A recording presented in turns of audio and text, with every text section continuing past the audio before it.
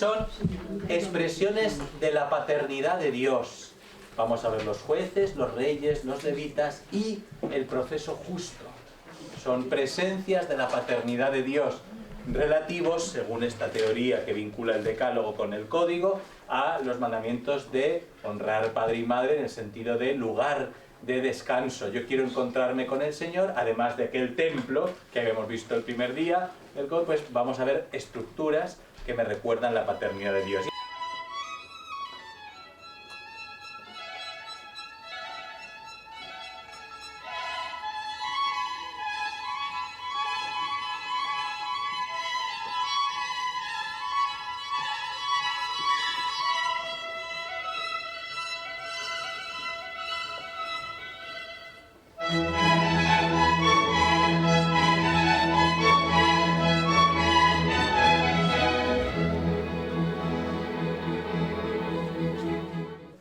Entonces, primero nos habla de que a Dios Padre le gusta la relación justa entre sus hijos.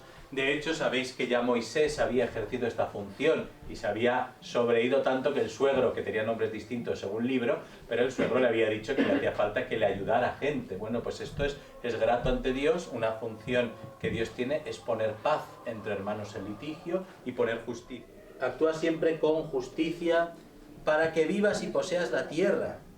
Es decir, que si no eres justo en tu función de representar a Dios, vas a traer muerte a la tierra, vas a traer un camino de tristeza. Y esto es verdad, porque un litigio mal resuelto hiere a los hermanos. Si yo cuando pongo paz lo pongo en la mentira por intentar romper un litigio que está presente, a conciencia, no siempre esto lleva a bien. Dos amigos se han peleado, es en razón de un objeto, y el que no tiene el objeto y lo ha robado, yo digo, pues quédatelo y así se acaba el litigio, pues eso puede acabar hiriendo a veces porque está basado en la mentira. Tenemos que decir la verdad y desde la verdad juzgar.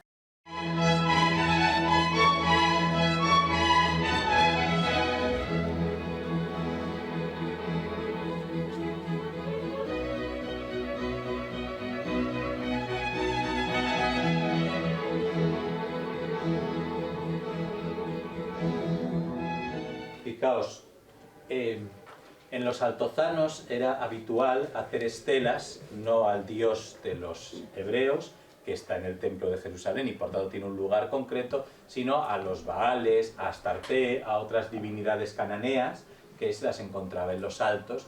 Bueno, en ese sentido, las estelas, solo el hecho de construirlas, dedicar tiempo, dinero, tal, a construirla por si acaso, pues es una señal de falta de fe en tu Dios, de falta de fe. Tienes que tener confianza, ¿no?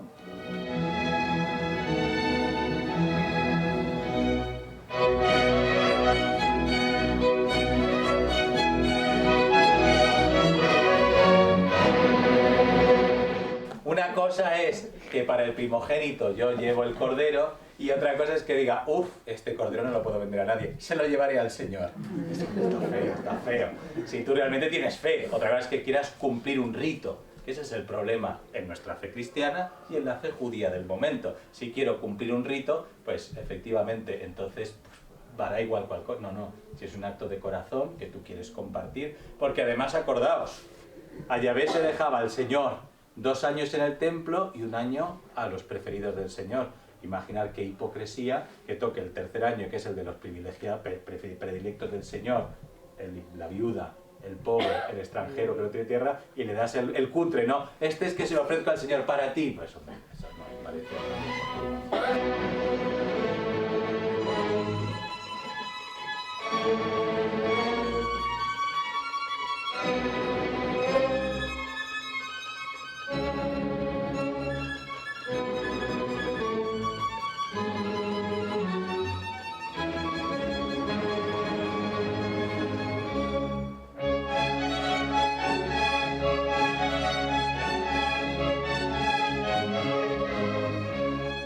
Resulta que estamos viendo esas estructuras que muestran la paternidad de Dios y tenemos este pasajito. Bien.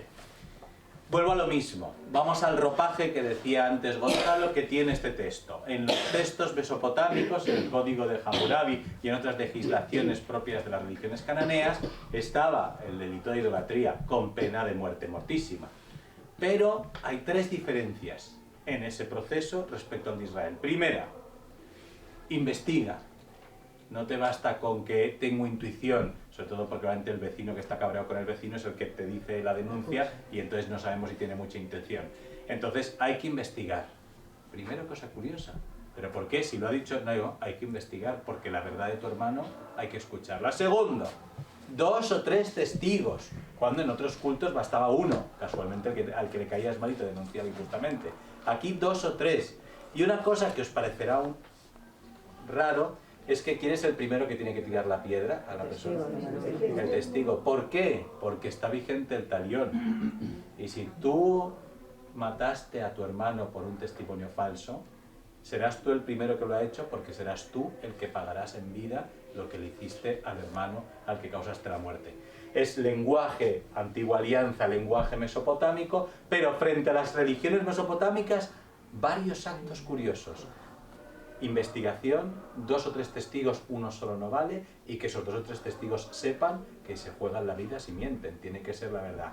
Eso es lo extraordinario respecto a lo que todos dicen. Esto es lo que nos tenemos que quedar. El Dios busca la verdad y busca la responsabilidad de quien está acusando a un hermano, ¿no?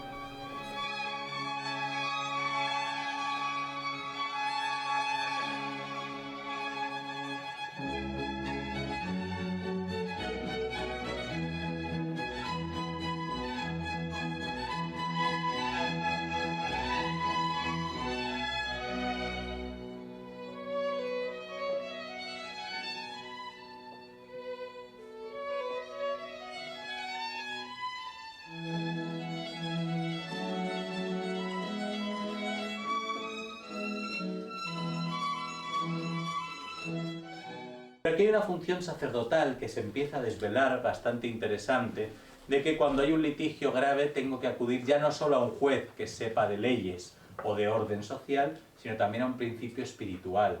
¿Por qué? Porque ha sido algo grave. Crimen de sangre, ha muerto alguien, a lo mejor de manera no intencionada, pero eso a mí me ha dolido en el corazón. O ha habido un litigio grave, porque es una posesión de mis padres, porque es algo. Aquí necesito a alguien que me hable no solo de la ley de Dios, sino en el nombre del Señor. Vamos al templo y en el templo existe un tribunal que, por cierto, en la Nueva Alianza parece ser que se ha constituido. ¿Qué tribunal tenía el templo en tiempos del Señor? El Sanedrín. Esto que están hablando es el Sanedrín, que no está llamado Sanedrín porque es cuando empieza a describirse, pero será esta estructura, ¿no?, que en el nombre de Dios tienen que declarar justicia, ¿no?, ante lo más grave. Por eso decían que era tan llamativo que fuera llamado Jesús a la noche a ser juzgado, porque el Sanedrín solo juzgaba lo más grave. Y dice, y todo el mundo, ¿qué es lo que ha hecho? Y no encontraban qué delitos decir para que el Sanedrín tenga jurisdicción, porque solo tienen lo más grave, ¿no? Bueno, pues fijaos que en la nueva alianza, esta visión de que cuando tengo algo que me importa especialmente en el corazón, acudo a un lugar espiritual, ha existido desde el principio. Así nacen las casas de vida consagrada en la Edad Media. Entre otras cosas porque los clérigos de la Edad Media éramos señores también de los feudos y no estábamos para atender espiritualmente. Entonces el Señor, que es astuto, Dios suscita la vida consagrada. Cuando alguien iba a ver a Santa Teresa, a sus monasterios, a una carmelita, ¿qué es lo que buscaba? Una paz. Él compartía ese problema y le daba paz de corazón. Hombre, la parte esta de que si te lo saltas te hay que hacerle morir no está. Pero la parte de que tengo un sitio donde encontrar paz, la función del acompañamiento espiritual, tan propio de los padres jesuitas, que ya han sido clérigos, es preciosa y es muy bonita en la Iglesia.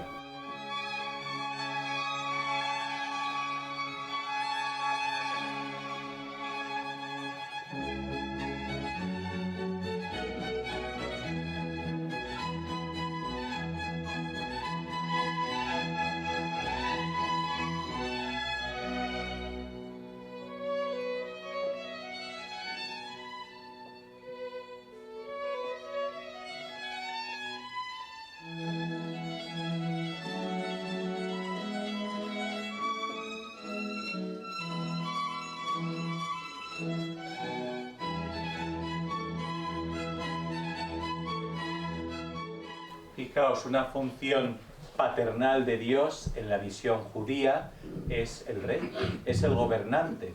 Cuando se escribe el Deuteronomio, cuando se pone por escrito el libro de la ley, os comentaba que puede ser el primer libro de la Biblia que se puso por escrito, porque todos son tradiciones orales y el primero que fue, por tanto, el libro de la ley fue Deuteronomio.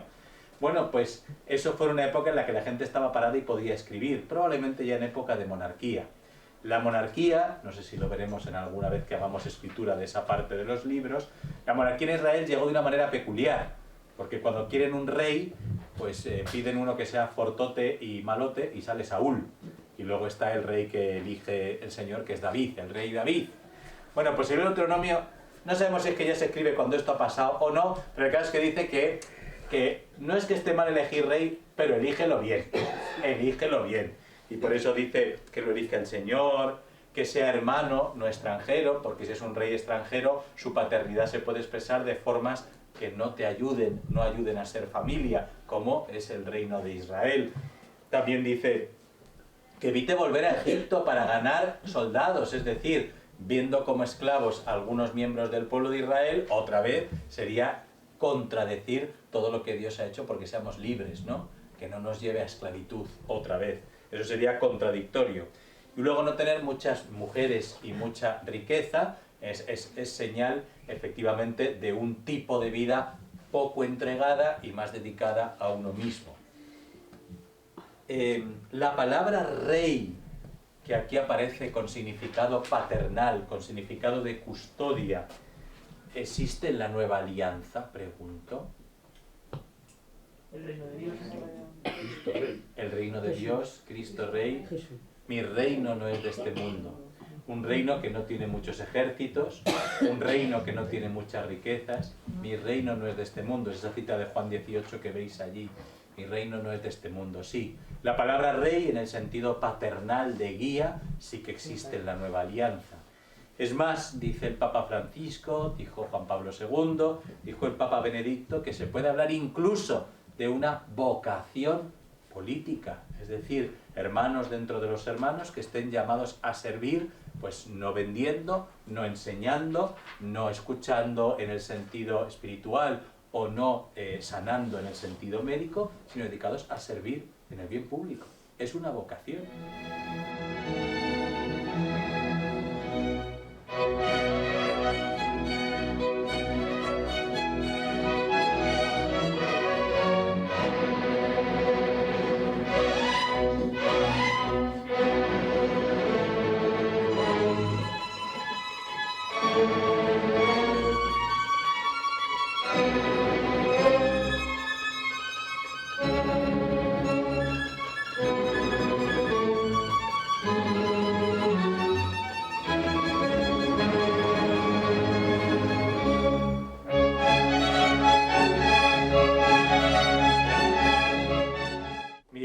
Entonces sabéis que los levitas, lo que sabéis, no tienen tierra, no son como la tribu de Rubén o de Simeón o de Judá, con lo cual, ¿de qué comen los levitas? Bueno, pues de lo que les da la gente en ese tercer año, y si están en el templo, de lo que se ofrece en el templo, la espaldilla y todas estas cosas ricas y buenas, la cuaja, que estaba bien rico, hombre, y estaban bien ellos, pero no, claro, no podían cultivar, entonces dependían de que la gente pues fuera y acudiera.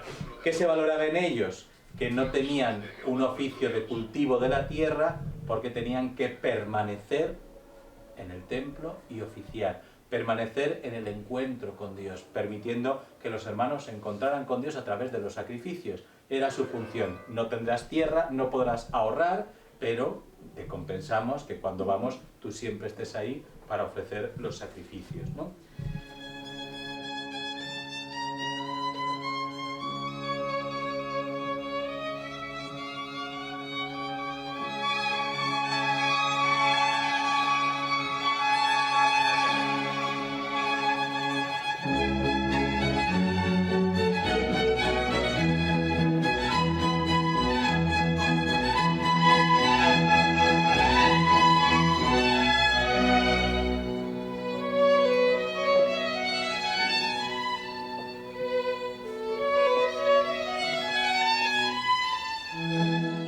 Fijaos, hay dos razones por las cuales el Señor va a anunciar la profecía que es paternal y la profecía que es abominable. La abominable tiene dos cualidades. La primera, permite cosas horribles, como eran los sacrificios humanos de los bebés que os he hablado para pedir la voluntad favorable de una divinidad. Eso, que lo dice pocas veces, lo ha vuelto a repetir ahora, era abominable ante Dios. Y lo segundo es por la mentira que supone que te van a decir algo como si te lo dice Dios y no es verdad. El hecho de que mientan porque evoquen supuestos espectros, porque evoquen nigromantes, tiene que ver un poco con una persona muy cercana a mí, trabajó en un momento donde sabéis que a determinadas horas en determinadas cadenas de televisión pues hay personas pues que a través de ciertas técnicas pues leen el futuro. Y me decía esta persona que muy cercana a mí, decía, pero si es que dicen siempre lo mismo a todo el mundo, porque empiezan, ¿cómo estás? Estás triste, ¿verdad? Claro, el que llama normalmente no está feliz, con lo cual siempre aciertan, sí, estoy triste, pero estás triste por algo que estás viviendo, ¿no? Pues no va a ser por algo que no está viviendo, pero decía, pues yo decía, sí, efectivamente es algo que estoy viviendo. Ah, ya. No pasa nada, pero ¿cuál es el problema de eso? Pues que dices que no va a ser una palabra de Dios, es una persona que sabe psicología, oye, y tiene derecho a vivir como considere, pero el que creyente, el que sabe que Dios es la palabra que dice la verdad, pues hombre, ir a una cosa que no te va a decir la verdad, pero te va a dejar tranquilo, a una suma de dinero adecuada que pagues con la llamada, pues no tiene compatibilidad con lo que uno cree y uno debe creer, porque sí que hay profetas en nuestra fe. No es que se quite, hay profetas que no hablan en nombre del Señor y profetas que sí. Y ahora vienen los que sí.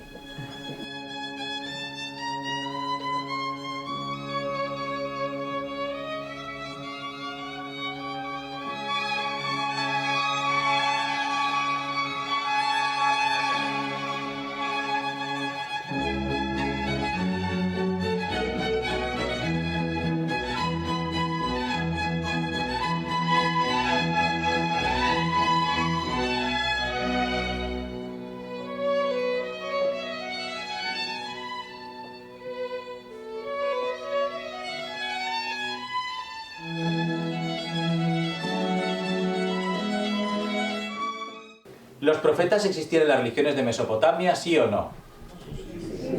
Y los profetas de Mesopotamia eran pelotas políticos.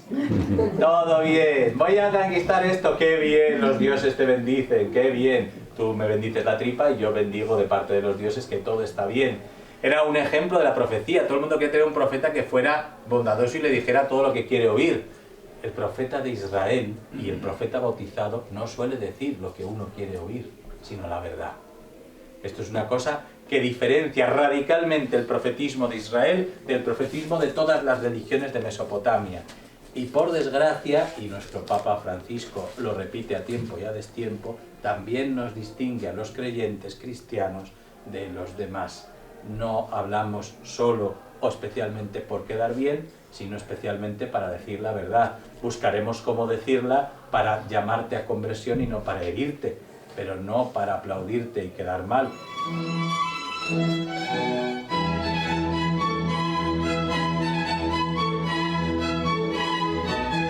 Todo bautizado tiene posibilidad de ser profeta. Habéis oído hablar de la palabra, la he dicho ya un par de veces, sinodalidad. Eso lo que ha recordado la Iglesia es que todos tenemos el Espíritu Santo y podemos actuar de manera profética en conjunto si invocamos al Espíritu Santo sobre algo que el Espíritu Santo pueda asistirnos a compartir. Desde el prejuicio no, desde el Espíritu Santo. Entonces, esto es importante, existe esta institución, pero se diferencia porque quiere hablar la palabra de Dios. Y hay dos supuestos, uno grave y otro más grave. Uno grave, tengo una palabra de Dios para alguien, pero no se la voy a decir, qué vergüenza. Qué miedo, mejor me callo. Pues te pediré cuentas porque te pedí a ti que se lo dijeras. Ahora, esto no lo ha dicho Dios, pero yo te voy a decir que te lo dice Dios. Esto sí es más grave, porque haces mucho más daño a la persona.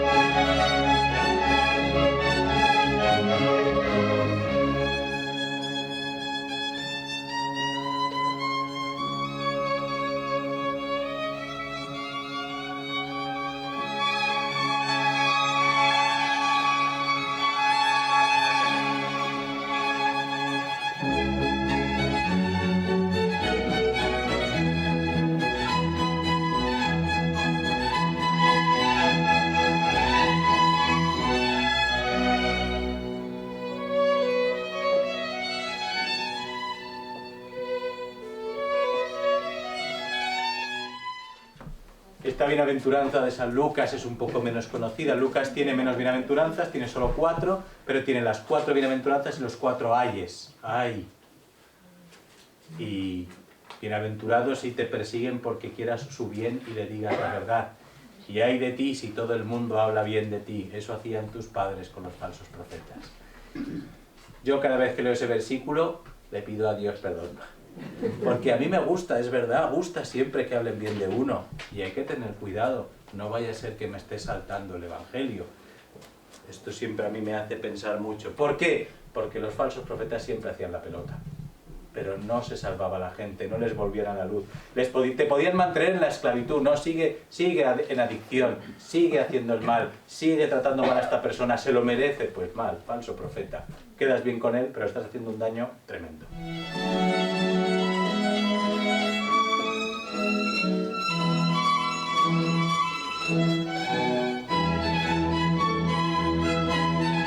Vamos a dejar estas estructuras paternales y vamos a empezar a hablar del prójimo.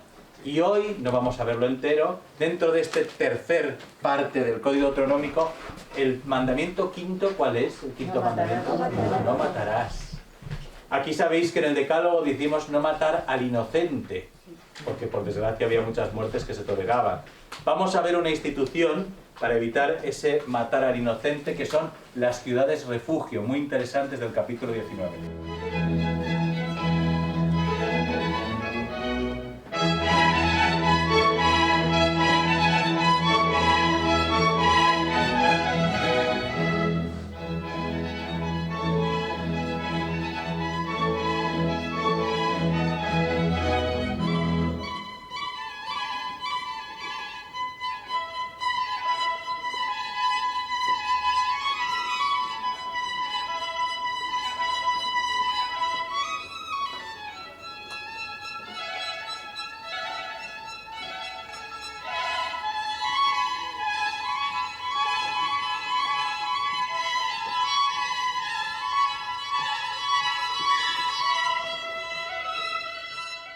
Raro que una cultura en medio de Mesopotamia diga que no cumple el talión, porque es una cosa que todo el mundo sabía.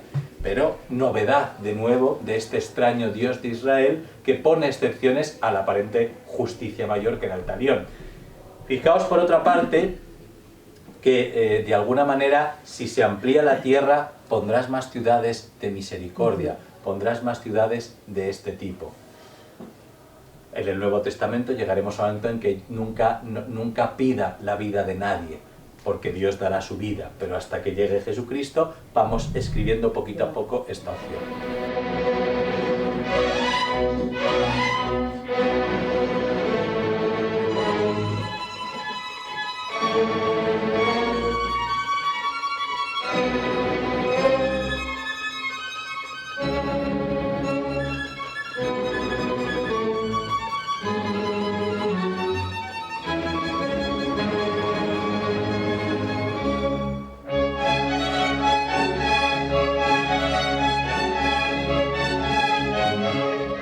Sangre del inocente. ¿Habéis oído alguna frase en la Biblia que diga la sangre de tu hermano está clamando a mí? Caín y Abel. Caín y Abel, ¿no? El hecho de que nadie sepa que lo has hecho no quita la verdad de que lo has hecho con intención. Y esto cambia porque ya no eres inocente y por tanto el talión se aplica incluso en las ciudades de refugio, porque tú lo has planeado, tú has dedicado tiempo de alma y corazón a hacerle daño y eso no es una inocencia. No es una inocencia. Y por tanto ahí sí puede. ¿Os llama la atención la expresión vengador de sangre? Obviamente se refiere, ¿verdad?, a este familiar decepcionado, frustrado. ¿Por qué esa función era aceptable en la cultura israelita? Porque esa figura, que está presente también en las demás religiones mesopotámicas, tiene un representante, curiosamente, en el gran momento de liberación, que era la Pascua. Si acordáis el pasaje de los primogénitos de Egipto, hay una figura que actúa allí, que actúa por la noche. El ángel llamado vengador de sangre. Curiosamente vincula aquí, y con esto termino, esta parte de los mojones de tierra, ¿no? ¿Por qué? porque una parte de mí es la heredad de mis padres. El territorio que tus padres te dan en herencia cuando somos tribus nómadas tiene un valor incalculable, es una parte de mí, y por eso no puedes violentar esos terrones.